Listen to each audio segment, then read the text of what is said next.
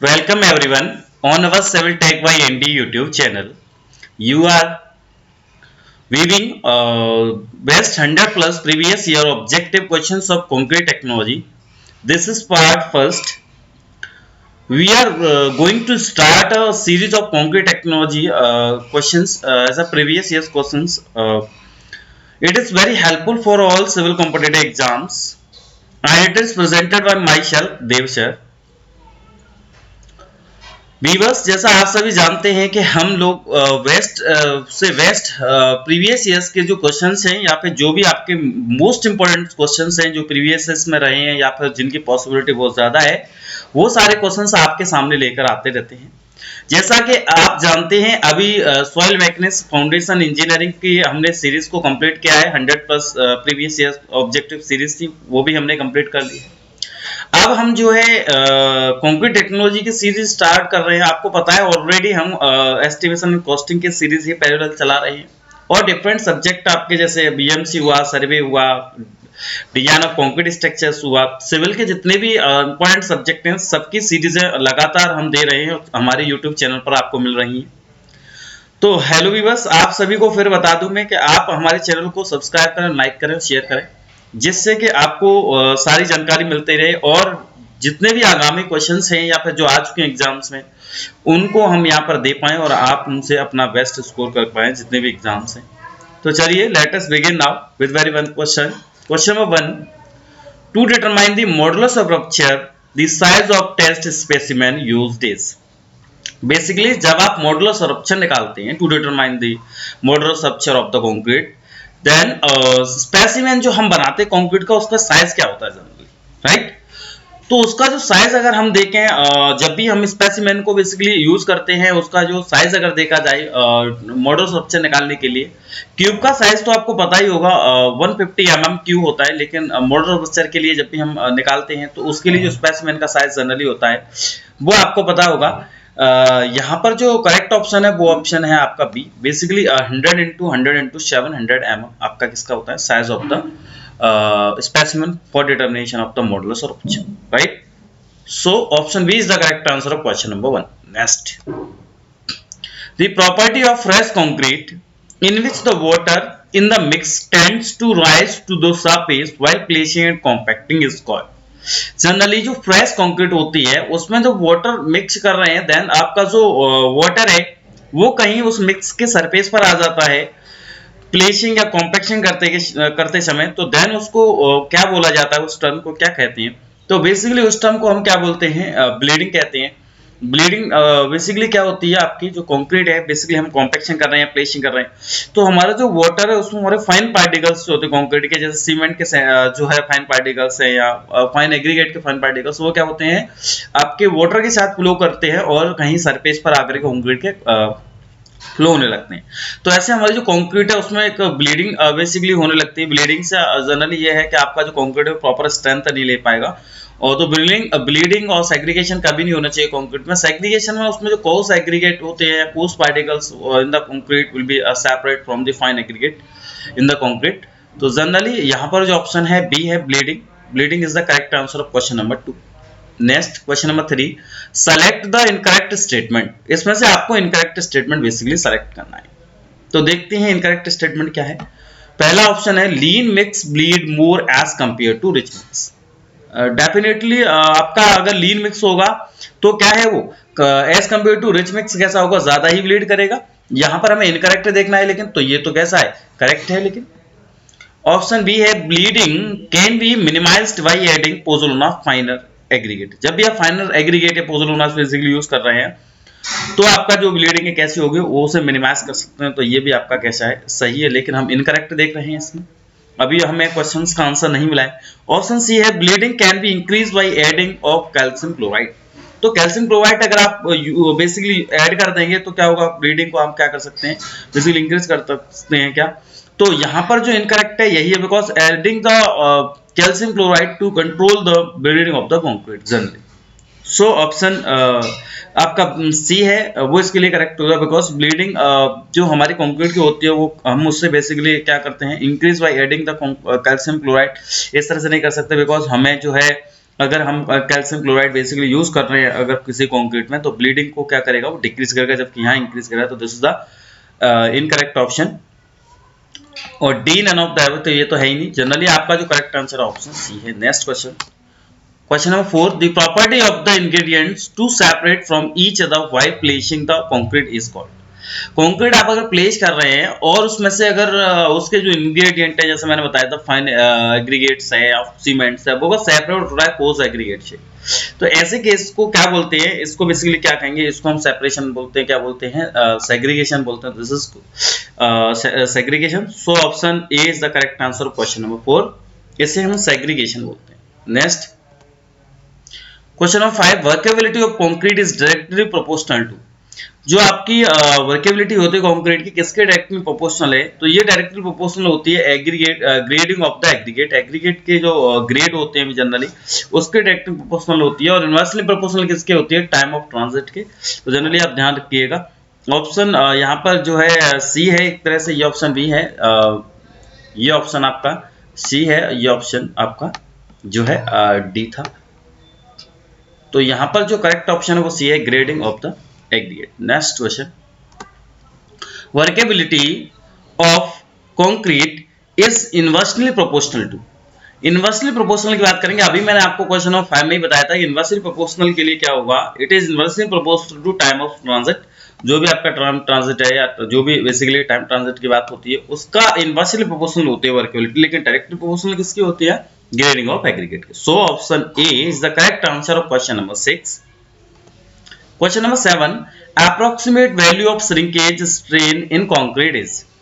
Basically shrinkage जो होता है कंक्रीट में कितना होता है, आप जनरली देखा जाए तो 0.03% होता है। बेसिकली यहाँ पर जो देखेंगे श्रिंकेज वैल्यू जो आता है आपका जनरली श्रिंकेज स्ट्रेन का जो कंक्रीट में वैल्यू होता है वो आपका कितना होता है, 0.0003।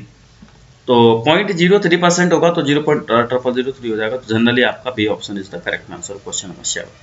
Next question number 8, air entrainment in the concrete increase. अगर किसी कंक्रीट में एयर एंट्रेनमेंट है, बिकॉज एयर एंटर्ड कर रही है इसको किसी कंक्रीट में, तो उससे क्या इंक्रीज होगा कंक्रीट में, वर्केबिलिटी इंक्रीज हो गई या स्ट्रेंथ इंक्रीज हो गई या इफेक्ट ऑफ टेम्परेचर वेरिएशन होगा या फिर यूनिट वेट होगा इंक्रीज। तो if the air entered in the concrete then the workability of concrete increase. तो option A, workability of concrete will increase but the strength of the concrete is decrease. जहां भी workability increase होगी तो वहां पर concrete की strength क्या होगी, डेफिनेटली डिक्रीज होगी। सो option A is the correct answer of question number 8। Next question number 9, the approximate value of the ratio between direct tensile strength and flexural strength. जो आपकी डायरेक्ट टेंसाइल स्ट्रेंथ होती है और flexural strength होती है, उनका अगर रेशियो देखा जाए, जनरली कहें हम कि भाई टेंसाइल स्ट्रेंथ है और फ्लेक्सुरल स्ट्रेंथ है, दोनों का कहीं ना कहीं अगर रेशियो देखा जाए, अप्रोक्सीमेट वैल्यू कितनी आएगी उन दोनों के रेशियो की, तो कितनी होती है, 0.5 बेसिकली उन दोनों का रेशियो आता है। तो option B is the correct answer of question number 9। Question number 10, strength of concrete increases with. Concrete की स्ट्रेंथ बेसिकली किससे इंक्रीज होगी, किसके साथ इंक्रीज होती है, ऑप्शन देखते हैं। पहला ऑप्शन है increases in water cement ratio. क्या वाटर सीमेंट रेशियो होगा तो इंक्रीज होगी? नहीं, बिकॉज वाटर सीमेंट रेशियो अगर जब भी इंक्रीज करेगा या वाटर सीमेंट रेशियो इंक्रीज होता है कंक्रीट में, तो स्ट्रेंथ विल डिक्रीज। क्या होगा, स्ट्रेंथ डिक्रीज होगी। तो ये उसका आंसर नहीं है। ऑप्शन बी है इंक्रीज फाइनेंस ऑफ सीमेंट। तो जनरली जब भी सीमेंट में फाइनेंस कैसी हो गई, इंक्रीज हो गई, बिकॉज वहां पर फाइनेंस इंक्रीज करें सीमेंट की, तो वहां पर जो है कंक्रीट की स्ट्रेंथ क्या करेगी, इंक्रीज हो गई। तो option B is the correct answer question number 10। Option C था decrease in curing time. Curing time decrease करेंगे तो स्ट्रेंथ कभी आपकी इंक्रीज नहीं हो सकती, इस बात को जाने। तो ऑप्शन सी भी आपका कैसा है, इनकरेक्ट है। ऑप्शन डी था decrease in size of aggregate. तो इससे भी कुछ नहीं है, बेसिकली ये भी ऑप्शन आपका क्या है, इनकरेक्ट है। तो option B, only option B is the correct answer of question number 10। Next question number 11, the compressive strength of 100 mm cube is compared to 150 mm cube is always. अगर हम compressive strength देखें basically किसकी, 100 mm cube की, किससे comparison कर रहे हैं as compare to 150 mm cube की। तो जब भी उसका सरफेस एरिया ज्यादा हो जाएगा या फिर कहें वॉल्यूम ही पूरा कम हो रहा है, तो ऐसे केस में स्ट्रेंथ क्या होगी, कंप्रेसर स्ट्रेंथ इंक्रीज करेगी। तो बिकॉज हम क्या बोलेंगे, option be more, because 100 mm cube compare किया जा रहा है 150 mm क्यूब से, तो इज ऑलवेज कैसी होगी, उसकी स्ट्रेंथ मोर होगी। So compressive strength is more. So option B is the correct answer. Question number 11. Question number 12. Increase in the moisture content in concrete. अगर moisture content concrete में increase हो रहा है, मान लीजिए कोई कंक्रीट दी, कंक्रीट में आप moisture content increase करें because more amount of the water present in the concrete, then आपका क्या होगा, इसमें से ऑप्शन 1 है reduce the strength, क्या स्ट्रेंथ रिड्यूस होगी। तो जनरली अगर कंक्रीट में वाटर की परसेंटेज ज्यादा होगा तो स्ट्रेंथ क्या होगी, रिड्यूस होगी। तो option A is correct. Option B था इंक्रीज द स्ट्रेंथ, ऐसा नहीं हो सकता। जब भी मॉइस्चर कंटेंट इंक्रीज होगा कंक्रीट में तो उसकी स्ट्रेंथ कैसे होती है, डिक्रीज होती है, रिड्यूस होती है, ना कि इंक्रीज। तो ऑप्शन बी आपका कैसा है, इनकरेक्ट है। ऑप्शन सी है does not change the strength, ऐसा तो कभी भी नहीं हो सकता कि भाई उसकी कंक्रीट की स्ट्रेंथ पर कोई भी चेंजमेंट नहीं आएगा या इस पर कोई भी इफेक्ट नहीं पड़ेगा जब भी मॉइस्चर कंटेंट आप इंक्रीज डिक्रीज कर रहे हैं या इंक्रीज कर रहे हैं। तो ऑप्शन डी है ऑल ऑफ द अबव, तो ऑल ऑफ द अबव नहीं है, इसमें option only 1 is the correct answer of question number 12। So next question number 13, as compare to ordinary Portland cement use of pozzolana. अगर ordinary Portland cement का comparison कर रहे हैं basically, तो जो पोजोलाना उसका यूज क्या है बेसिकली, रिड्यूस वर्केबिलिटी या फिर इंक्रीज ब्लीडिंग या इंक्रीज श्रिंकेज या फिर इंक्रीज स्ट्रेंथ। तो जब हम पोजोलाना को यूज करते हैं, अगर ऑर्डिनरी पोर्टलैंड सीमेंट से जो हमारा पोजोलिक सीमेंट है उसको अगर कंपैरिजन किया जाए, यूज ऑफ पोजोलानिक सीमेंट बेसिकली, तो उसको अगर कंपैरिजन किया जाए तो आपका क्या करेगा, वो इंक्रीज क्या करेगा, श्रिंकेज करेगा। तो option C increase shrinkage is the correct answer question number 13। Question number 14, admixtures which causes early setting and hardening of concrete. देखिए कोई एडमिक्चर्स है, कई सारे एडमिक्चर्स होते हैं आपके, वाटर रिड्यूसर एडमिक्चर्स होता है, हाई वाटर रेंज रिड्यूसर एडमिक्चर्स होते हैं, है ना, रिटार्डर भी होते हैं, एक्सीलरेटर भी होते हैं, जो मोर स्ट्रेंथ गेनिंग एडमिक्चर्स होते हैं, जो स्ट्रेंथ बहुत ज्यादा गेन कराते हैं कंक्रीट की। तो ये सारे जो है एडमिक्चर्स हैं। तो ऐसा कोई एडमिक्चर इसका कॉज क्या है बेसिकली, व्हाइल अर्ली सेटिंग, उसका इनिशियल टाइम कैसा हो, बहुत कम हो जाए, वो जल्दी सेट हो जाए, and hardening of the concrete, और कैसा हो, हार्ड कर दे कंक्रीट को। तो ऐसे को जब भी इनिशियल टाइम जो है सीमेंट का, या इनिशियल टाइम जब भी डिक्रीज हो रहा होगा कंक्रीट में, जब भी आप सीमेंट ऐड कर रहे होंगे कंक्रीट में, कंक्रीट तो विदाउट सीमेंट बन नहीं सकती, सीमेंट तो ऐड होगा ही होगा कंक्रीट बनने के लिए। तो कंक्रीट में जब भी देखेंगे वो बहुत ही अर्ली सेटिंग हो रही है और हार्ड भी अर्ली हो रही है, ऐसा कुछ है, तो वहां पर हम क्या करते हैं, एडमिक्चर्स एक्सीलरेटर यूज करते हैं। तो यहाँ पर ऑप्शन आपका बी है, एक्सीलरेटर यही यूज किया जा रहा है, बिकॉज एक्सीलरेटर क्या करता है, to decrease the initial time of the cement, because it is accelerate the hydration of the cement. ये सीमेंट का जो हाइड्रेशन होता है, हीट ऑफ हाइड्रेशन या रेट ऑफ हाइड्रेशन का है, उसको क्या करेगा, डिक्रीज करेगा, एक्सेलरेट करेगा। इट मीन दैट, मान लीजिए इनिशियल टाइम ऑफ सीमेंट कितना होता है आपको पता है, initial time of cement 30 minute होता है आपका, राइट। तो यहाँ पर अगर आप एक्सेलरेटर यूज कर देंगे, मान लीजिए ओपीसी सीमेंट है आपका, पोर्टलैंड सीमेंट, उसका इनिशियल टाइम आपका 30 मिनट है, अगर मान लीजिए 30 मिनट है आपका, ऐसा केस अगर हो रहा है कि 30 मिनट आपका इनिशियल टाइम है बेसिकली ऑर्डिनरी पोर्टलैंड सीमेंट का, अगर आप एक्सेलरेटर यूज कर देंगे तो क्या करेगा, वो बहुत पहले सेट हो जाएगा, बिकॉज वहां पर वो हो सकता है 15 मिनट में सेट हो जाए। एक्सेलरेटर क्या करता है, इनिशियल टाइम को डिक्रीज करता है और make a harden concrete fastly. तो जनरली ऑप्शन बी इसका करेक्ट है। एक्सेलरेटर के एग्जांपल कभी आपको पूछता है तो एक्सेलरेटर का एग्जांपल कैल्शियम क्लोराइड है, सॉल्ट है जनरली NaCl, NaCl आपका एक्सीलरेटर है एक, NaCl आपने जो देखा होगा, साधारण नमक आप बेसिकली यूज करते हैं NaCl, सोडियम क्लोराइड। यहाँ पर आपका एक कैल्शियम क्लोराइड होता है, जनरली कैल्शियम क्लोराइड, तो ये भी आपका जो है क्या है, एक तरह से एक्सीलरेटर होता है। रिटार्डर आपका जिप्सम होता है, टार्टरिक एसिड भी रिटार्डर के लिए यूज किया जाता है बेसिकली। इससे हम क्या कर देखते हैं, ये इंक्रीज कर देता है इनिशियल टाइम को बेसिकली। तो यहाँ पर तो सिर्फ ऑप्शन आपका बी ही करेक्ट है, तो option B is the correct answer question number 14।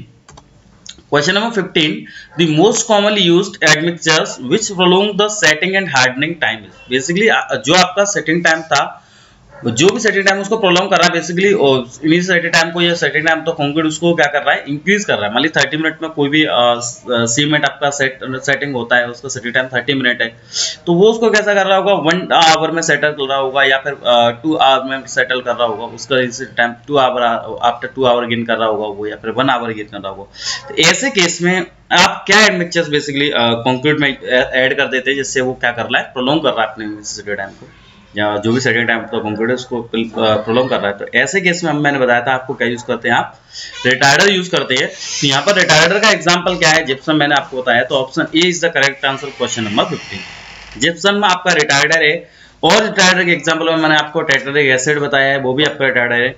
और सिंपल सा अगर कहें एग्जांपल अगर और दें आपको रिटार्डर का, तो आपका शुगर भी है, शक्कर, चीनी, जिसे आप ऐड कर देंगे अगर कंक्रीट में अगर इसे मिक्स कर देंगे, तो जनरली क्या करेगा, उसका इनिशियल टाइम जो है कंक्रीट का इनिशियल टाइम आपका क्या करेगा, इंक्रीज हो जाएगा। सो here option A is the correct answer of question number 15। Next question number 16, the percentage of voids in cement is approximately. आपने सीमेंट के बारे में जनरली देखा होगा, तो सीमेंट में क्या है, वॉइड्स होते हैं। तो वॉइड्स पूछ रहा है कि कितना परसेंट अप्रोक्सीमेटली वॉइड्स होते हैं सीमेंट में। तो जनरली देखिए, सीमेंट की जब भी बात होगी, always remember voids in cement is 40%, approximately 40%, कहीं 38% भी होगा, कहीं 45% भी होगा, ऑप्शन का देखेंगे, लेकिन जनरली 40% होता है। तो वॉइड्स इन सीमेंट 40%, तो यहाँ पर ऑप्शन बी है 40%, तो ऑप्शन बी आपका करेक्ट हो जाएगा। लेकिन अगर कहीं इससे मैं एक क्वेश्चन और बता दूं, आ जाए कहीं तो, और मान लीजिए वो कहता कि percentage of the voids in sand approximately. तो सैंड में जो आपका परसेंटेज ऑफ वॉइड्स का बेसिकली जो है परसेंटेज होता है वॉइड्स का सैंड में, वो जनरली 60% होता है, 60% होता है। Got it? So here option B is the correct answer of question number 16। Next question number 17, the strength of concrete after 1 year is compared to 28 days strength is about। हम कह रहे हैं कि स्ट्रेंथ को आफ्टर 1 ईयर देख रहे हैं, concrete की स्ट्रेंथ को आफ्टर 1 ईयर देख रहे हैं, और उसका कंपैरिजन 28 डेज से किया जाए। सपोज आपने कंक्रीट की स्ट्रेंथ आफ्टर 28 डेज स्ट्रेंथ को मेजर किया, स्ट्रेंथ को निकाला कंक्रीट के को, 28 डेज तक आपने क्यूरिंग किया कंक्रीट का, वेट किया, तो 28 डेज बाद आपने स्ट्रेंथ निकाली। देन आप 1 ईयर बाद, आफ्टर 1 ईयर आप क्या करो, उसी कंक्रीट की स्ट्रेंथ निकाल रहे हैं। तो आफ्टर 1 ईयर आपकी कितनी स्ट्रेंथ इंक्रीज होगी? तो देखिए, इसमें कुछ मैं आपको क्राइटेरिया बता दूं।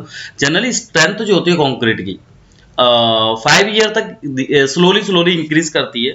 After 5 year the strength of concrete will decrease, depend on time and depend on several factors acting on the concrete.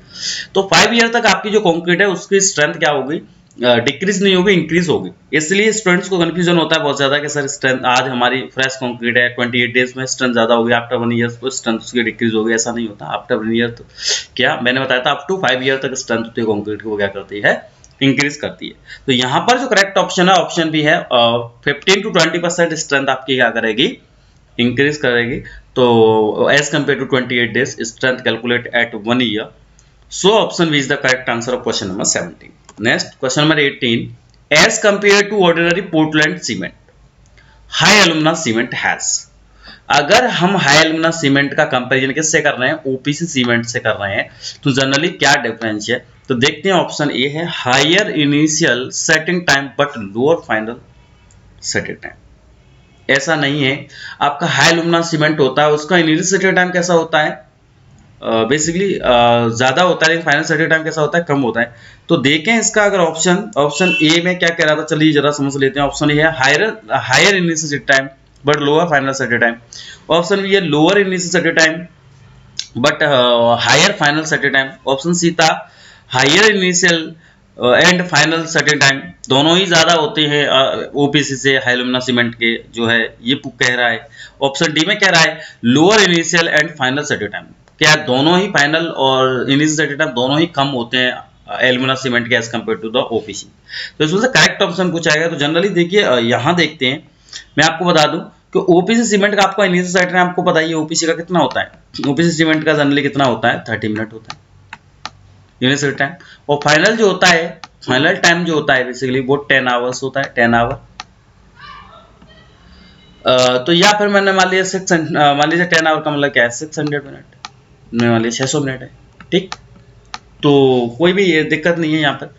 तो जनरली अगर हेलमैन सीमेंट की बात करेंगे तो उसका जो इनिशियल टाइम होता है वो हायर होता है, 3.5 होता है आवर में, और फाइनल होता है 5 आवर होता है। तो जनरली ऑप्शन ए ही इसका करेक्ट है कि हायर इनिशियल टाइम होगा उसका, बट लोअर सर्टेन टाइम कैसा होगा जो है, बट फाइनल सर्टेन टाइम कैसा होगा, लोअर होगा। तो it means that higher initial time but lower final certain time. So option A is correct answer of question number 18। Next question number 19, modulus of rupture of concrete is measured of. मैंने अभी modulus of rupture की बात की थी, generally इसको कैसे major किया था, किससे मेजर किया था, तो it is measured by flexural tensile strength of concrete. So option A is the correct answer, flexural tensile strength. Option B था डायरेक्ट टेंसाइल स्ट्रेंथ या फिर कंप्रेसिव स्ट्रेंथ या स्प्लिट टेंसाइल स्ट्रेंथ।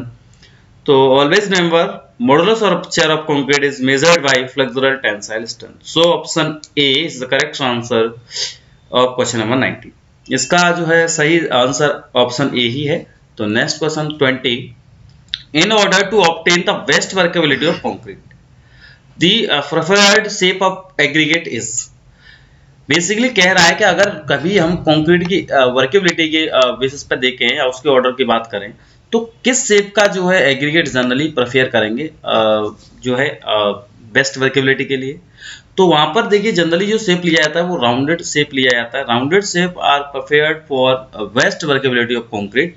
तो यहाँ पर ऑप्शन ए में ही है rounded, तो राउंडेड शेप आपका करेक्ट आंसर हो जाएगा। एलोंगेटेड नहीं होता, ना ही एंगुलर होता है, इस चीज को ध्यान रखिएगा। तो option A is the correct answer of question number 20।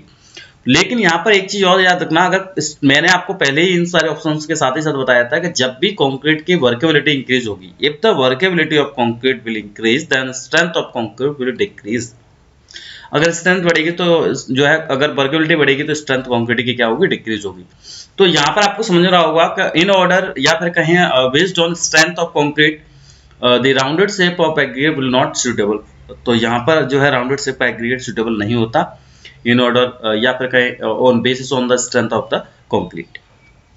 तो चलिए यहाँ पर ऑप्शन ए करेक्ट था 20 का। Next, thank you all of you, thank you viewers. आप सभी को ये सेशन कैसा लगा कमेंट करके जरूर बताइएगा, और हमारे वीडियो को वॉच कीजिएगा, पूरा देखिएगा और शेयर कीजिएगा, लाइक कीजिएगा, सब्सक्राइब कीजिएगा, अपने दोस्तों से साथियों से कराइएगा। काफी हेल्पफुल क्वेश्चंस हैं और ये वो क्वेश्चंस हैं जो बहुत सारे कॉम्पिटिटिव एग्जाम्स में आते हैं। और कॉम्पिटिटिव एग्जाम्स में ही नहीं, जो स्टूडेंट्स अपनी इंजीनियरिंग कर रहे हैं या जो भी आप अपना कोर्स कर रहे हैं, डिप्लोमा कर रहे हैं, इंजीनियरिंग कर रहे हैं, जो भी हैं, बेसिकली कई सारी कंपनीज जो मल्टीनेशनल या नेशनल जो कंपनीज है उसमें आप बैठते हैं तो उसमें इंटरव्यू में ये क्वेश्चन ही पूछे जाते हैं कि ये नहीं पूछा जाता कि आप बताइए कोई डेरिवेशन या फिर कोई क्वेश्चन न्यूमेरिकल, इतना समय नहीं होता। वो आपके कॉन्सेप्ट जानते हैं कि what is workability, when the workability of the concrete is higher then the strength पे क्या इफेक्ट पड़ेगा, then strength of the concrete will be. तो ऐसे क्वेश्चंस पूछे जाते हैं, बहुत सारी चीजें जो है डिटेल में पूछी जाती हैं। अगर ऐसी चीजों को जानने के लिए आप उत्सुक हैं, आप चाहते हैं, तो बेसिकली हमारे चैनल से जुड़े रहिए और चैनल को ज़्यादा से ज़्यादा शेयर कीजिए, लाइक कीजिए, सब्सक्राइब करिए। आपके लिए बहुत मेहनत कर रहे हैं। आपने देखा सॉइल की हमने सीरीज को फिनिश किया है अभी, और एस्टिमेशन की सीरीज को ये कंप्लीट कर दिया है। वो उसमें एक वो भी एक पार्ट है, वो भी चल रहा है अभी, उस पर भी जो है वीडियो आने वाला है। देन हमने आपका जो है इधर सर्वे का भी जो है आप सीरीज स्टार्ट कर दिया है। डीसीएस के भी आपके पास लेक्चर्स हैं। सारा सब कुछ हमारा ऐसा एक यूट्यूब चैनल है, इस पर हम वेस्ट से वेस्ट करने वाले हैं। और हमने बहुत सारे एग्जाम्स में एनालिसिस किए, देखा है, उनके पेपर्स को पढ़ा है। तो हम उन क्वेश्चंस को लाने वाले हैं जो क्वेश्चंस बहुत ज़्यादा प्रोबेबल है, बहुत ज़्यादा पॉसिबिलिटी है एग्जाम्स में आने की। तो keep watching and share, subscribe, like करिए। Thank you. जय हिंद, जय भारत।